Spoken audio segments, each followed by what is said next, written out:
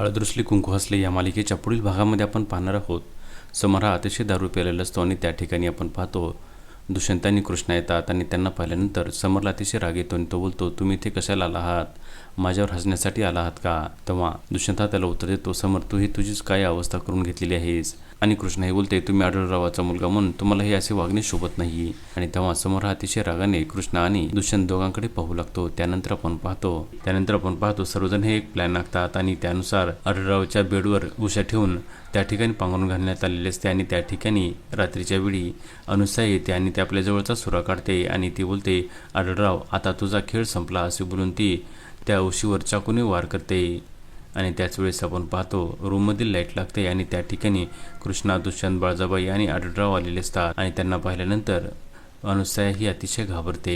आणि तेव्हा बाळजा आणि कृष्णा ही अनुसयाला बोलतात, अनुसया आता तुझा खेळ संपला. आणि तेव्हा अनुसया ही अतिशय घाबरते. आता पुढे येणाऱ्या भागामध्ये कृष्णा, दुष्यंत, बाळजाबाई आणि आढळराव कशा प्रकारे समर आणि अनुसयाला पोलिसांच्या ताब्यात देऊन त्यांना शिक्षा घडवणार हे पाहणे अतिशय रंजक ठरणार आहे. हळद रुसली कुंकू हसले या मालिकेचे सर्व अपडेट्स पाहण्यासाठी आमच्या चॅनलला लाईक करा, शेअर करा आणि सबस्क्राईब करायला विसरू नका.